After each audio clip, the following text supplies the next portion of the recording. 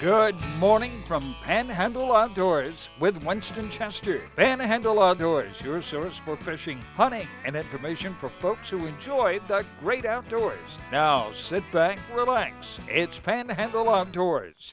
Good morning, folks. Welcome to Panhandle Outdoors. I'm Winston Chester. I'm glad you're here this morning. We'll get started with our weather brought to us by Haney Technical Center at the corner of Baldwin Road and Highway 77 here in Panama City, or right on the edge of Lynn Haven, I guess. But there's all kind of programs there. We'll talk about it a lot. A great place to get your education. Now, the weather is it's going to really be a swing in temperatures. The high today is predicted right around 80, but the low tonight is going to be around 47. So that is a huge swing right there. We've got a little cold front coming through. We got a slight chance of rain this morning, about a 20% chance of rain, but water temperature, like I said yesterday, it did drop 1 degree down to 77 degrees. Okay, let's take a look at our river readings. The river, again, we repeat like we have last couple of days, is in great shape. The Apalachicola Bluntstown is at a 2.8 and it's steady. It's going to be steady for the weekend. If you're getting on the river for the weekend, it's going to be in excellent shape. The Choctawhatchee at Caryville, it's got a slight drop to it. It's reading a 4.1. Both rivers are really in good shape there. So now let's take a look at a tide chart brought to us by Kent Forest Lawn Funeral Home and Cemetery. That's Greg Brudnicki and his staff and associates over there. Their motto is "When Caring Counts." Again, great tides for this week of November. Today is the 7th. We're looking at a low tide this morning at 10:01 and a high tide at 11:35. So really, you know, early this morning, you're going to start seeing stopping right there before 10 o'clock, and then ebb tide. Okay. Now the marine forecast, north-northwest at 10 to 20, so that cold air is going to be coming down and it's going to be blowing. So be careful if you get out on a smaller vessel out on the bay or the Gulf or on a big lake or something. It's going to be blowing. Okay, once a week we like to call down in our eastern end of our viewing area and get a Blue Water Outrigger report from sponsored by Blue Water Outrigger, the great outdoor store there in Port St. Joe. Stop by and visit those folks. Every time I go that way, I stop by and I'm just fascinated with that beautiful store there. And we always talk to Captain Blair Morgan to get a report on what's going on during this week and this past weekend. Good morning, Blair. Good morning. How you doing? Hey, I'm doing good, buddy. What's going on down your way? Well, kind of the same old thing. You know, we're in the fall routine here. Well, not a whole lot of people fishing. Some days I can look out here on the bay and I ain't see a boat, but they're still catching some pompano out here in the bay. And my neighbor, he's specialized in flounder fishing. He's catching flounder off the wall down the old mill by the marina downtown St. Joe. Yeah.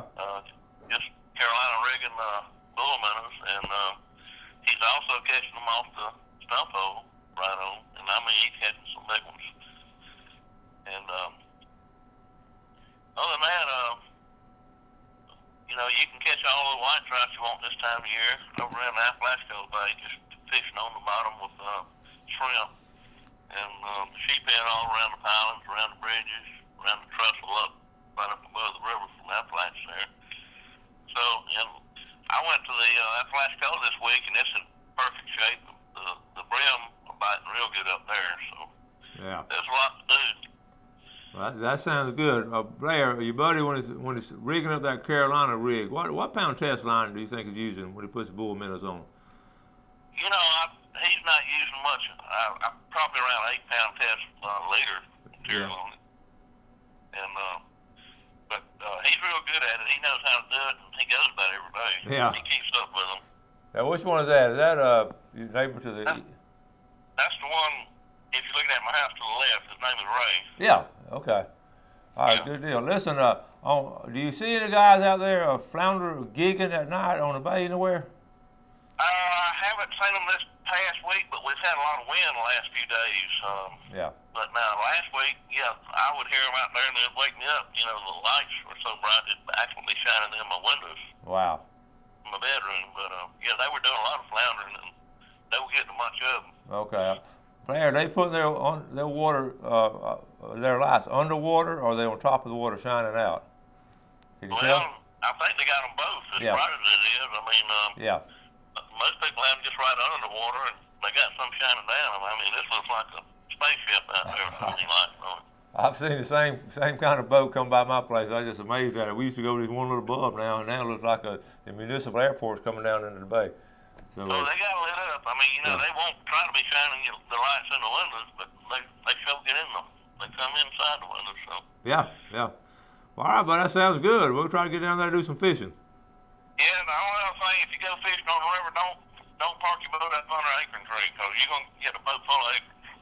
That's good. That's true. Good point right there. Good tip of the day for the outdoorsman. All right, Blair. Yeah, I was tied up on one the other day, and the wind was blowing hard, and there was acorns hitting me all in the head and everywhere. All right. Thank you, Blair. Okay. All right, that's Captain Blair Morgan representing Blue Water Outriggers there in Port St. Joe. All right, we'll take this break and be right back.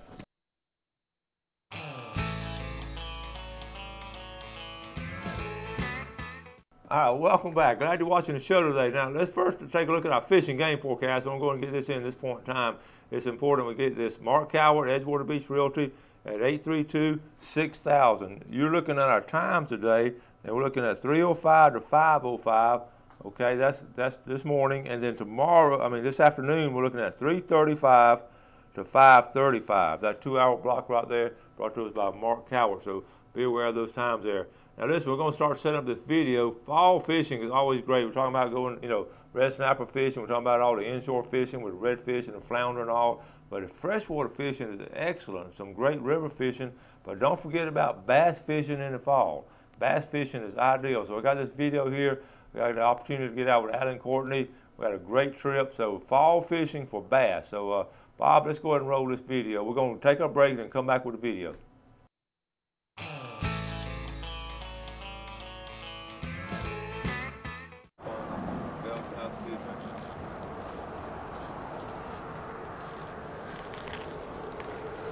All right, folks, we're here at White City, at a familiar boat ramp. I'm here with my good buddy, Alan Courtney.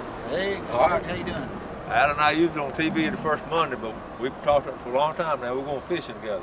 We're here. We're going to do it. Well, tell us what we're going to try to do today, Alan. Well, we're going to try to catch a few bass, but you know how fishing is.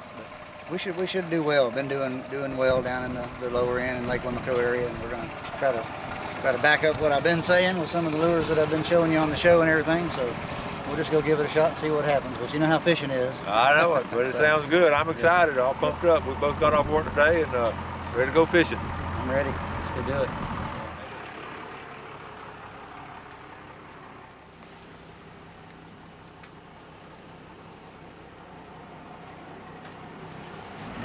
Well, Alan getting out of weapons.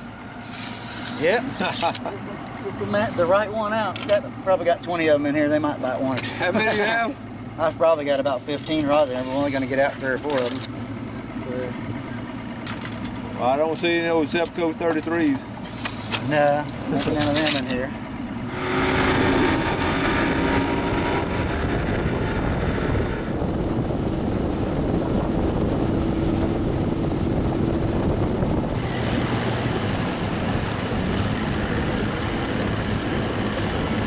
We're going to throw, this is called a wacky worm. Basically, it's just, you can pretty much take any kind of worm you want, but you just, instead of rigging it normal like a Texas style, you're going to hook it right through the middle of the worm. It's kind of a finesse fishing style. So it should be one of the baits that'll catch them today, along with a fluke and a Cinco. All right. I'll just let you get on. All right, we finished our flight across the Lake Wimico. So we're getting up in a little creek and we're getting ready to get started. Let it go.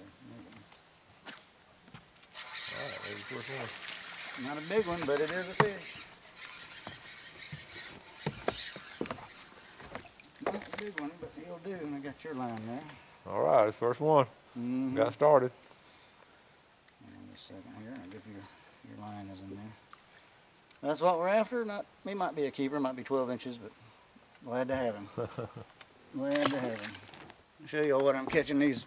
That one and hopefully more on is taking the nail weight like I've showed on the show once or twice before in a Cinco, and taking the nail weight and inserting it into the end of it, and it makes this thing sink backwards. So if there's a fish thinking about getting it, and this thing, you let it go, he's going to go backwards and hit him in the face, and he's going to react to it and eat it. So. Oh, very good. Look at there.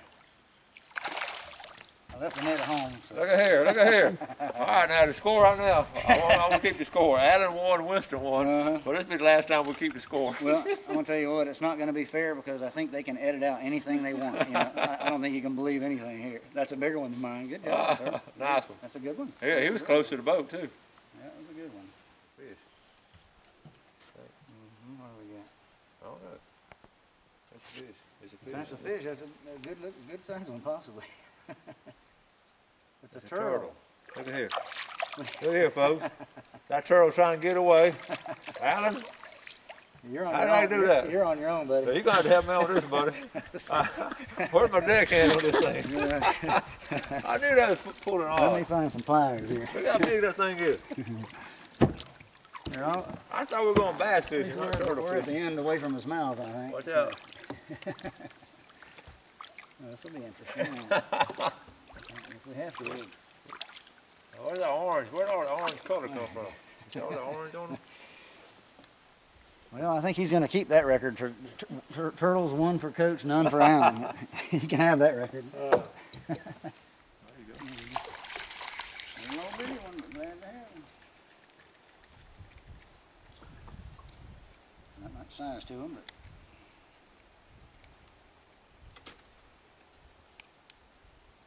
He'll grow up someday. Coming back. Yeah, that wasn't good. You never know.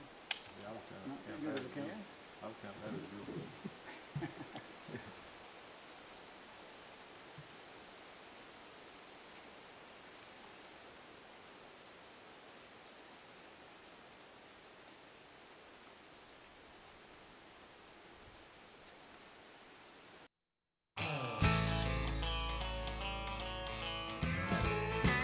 All week long.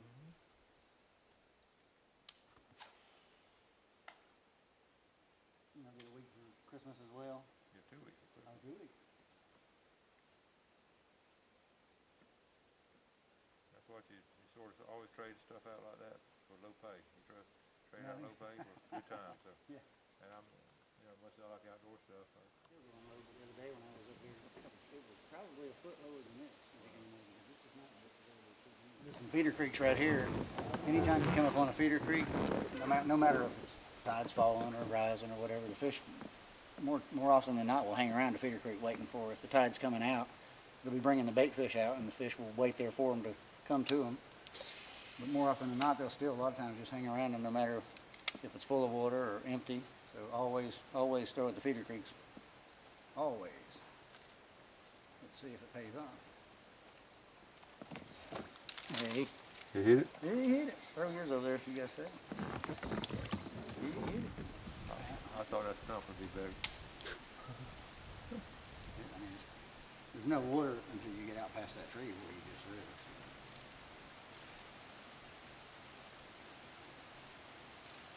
A lot of times they'll hang around them, even though they're dry. Yeah, it makes sense. That's where they got food before.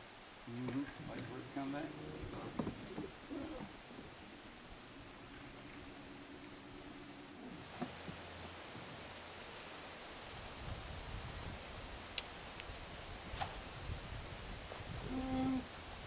I know I keep repeating myself, but this is just so beautiful up in here. It's just relaxing, catching fish or not catching fish. It's beautiful. Alan, how long you fish up in here? Probably about 20, 25 years.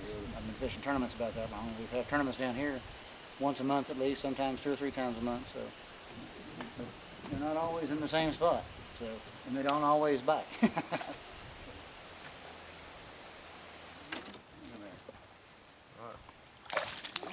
Look at here. Good job. Look at here. Let them go right there. I didn't see nothing again. We got that one. We got that on camera now. I'll give you that one. Uh-huh. Just another small one. They might be better than the last one. Catching them fish. Just a little one. Nice one. They're all nice ones. You got a blue worm and I got a Yeah, this is that. different color. But That's a red bug worm, and this is that Cinco where I put the weight in the Yeah. tail we showed you a couple and we times. both just caught one in the same area. I think yours a little bigger than mine. Well, I want to say that on air.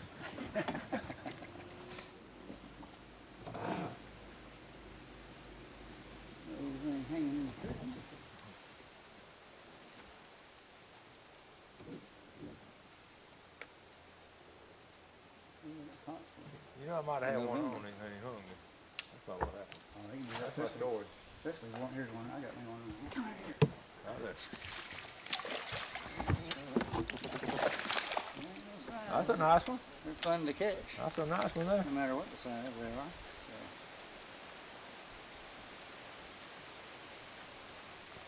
June bug Cinco. Pretty fish. And you got a good little tip there. You keep your. Oh yeah, I use so many of these little nail weights that I was telling you about. So in order to keep from having to get in the box all the time and dig them out, I just keep a few of them stuck right here, just to pull them out. It's real handy. Yep. And that's what we were talking about on the show the other day. You screw that in. Yep. You can get it started. It goes in easily. So, but it's handy to keep them out because every time you lose your bait, which is quite often, you'll lose that weight as well. So go ahead and put you a few out and save you some time during the day. That's a good tip right there.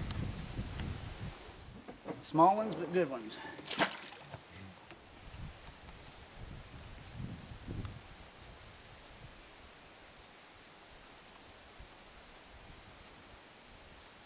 I think I got one going right here. Yep. A little bit better. I think so. Yeah, that's a nice one. I think he's a little bit better. Yeah, it looks like it.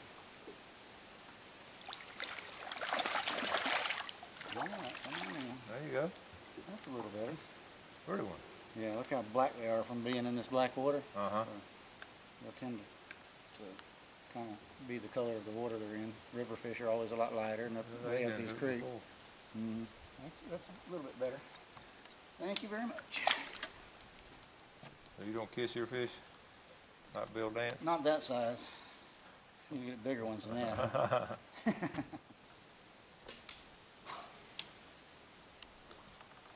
I've talked to you on the show one time about having these power poles, and this one I'll show you how it works. It's a hydraulic system, it's an anchor, and this one will go down to 8 feet, which is 4 foot going up here, and there's a pole on the back side that goes down 4 feet, but I won't activate it and show you guys how it works. If you're catching some fish and you want to just kind of stop, just deploy it. It goes down, and it's in the bottom right now, and you're not going to go anywhere. So when you're ready to start fishing again, just bring it back up. And off you go. It's a handy item for a bass boat.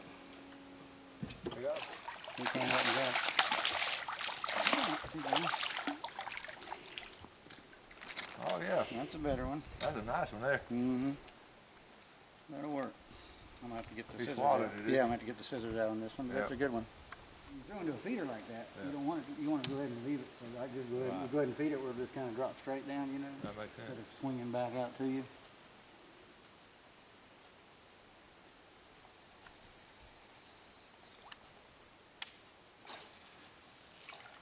That's what I meant to throw. Mm-hmm.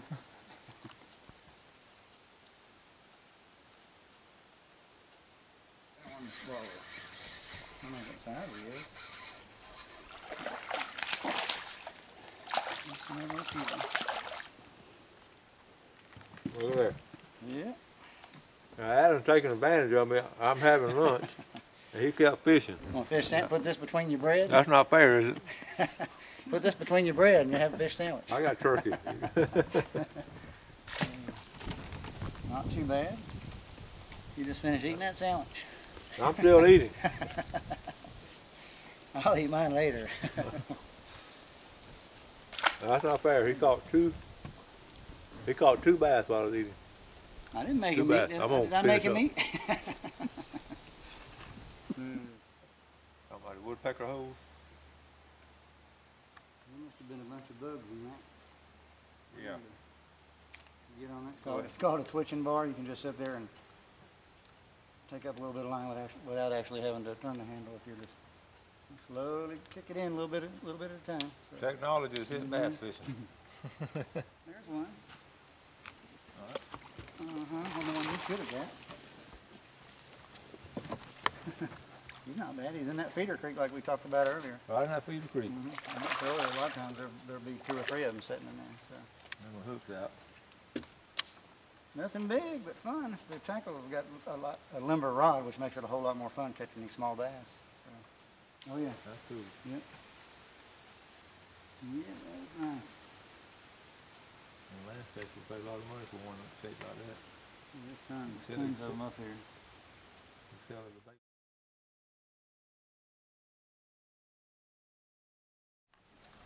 This is our last cast. Now we've had 3 last casts, but this is the official last cast. The official last cast.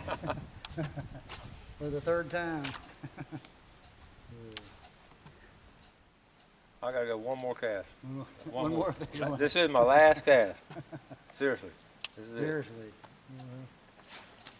I got one more last cast as well, man. Right. Got to be fair about that now. Not too bad. That wacky worm again. He thinks he's bigger than what he is. I think he's a 10-pounder. Oh, look at that. Pretty fish. Yeah. That's that green worm. Yeah, it's watermelon. And they have watermelon seed, which looks like this, but has lots of little bitty black spots in it. So this is just watermelon without the spots. So. You caught him on last cast, didn't you? It was our 10th official last cast. All right. Not too bad. Not too bad. Glad to have him. All right, we're gonna wrap things up, Alan. It's been a good fishing trip, buddy. I had a good time. Let's let this one go. All right. Appreciate you coming. I had a good time. Thank you, buddy. Let's do it anytime. I had a good time. We tried different worms in all different colors. You had blue, and I had this. What do you call this color? Red bug. The red bug, and then you had that last one, a wacky. Yeah, wacky worm on a watermelon. Watermelon. Yep, watermelon color. So. All right. We've been bass fishing with Alan Courtney around Lake Wimico, Panhandle Outdoors. Thanks for joining us for Panhandle Outdoors with Winston Chester. Panhandle Outdoors features hunting, fishing, and other activities and information to help you enjoy the great outdoors. Join us next time for Panhandle Outdoors.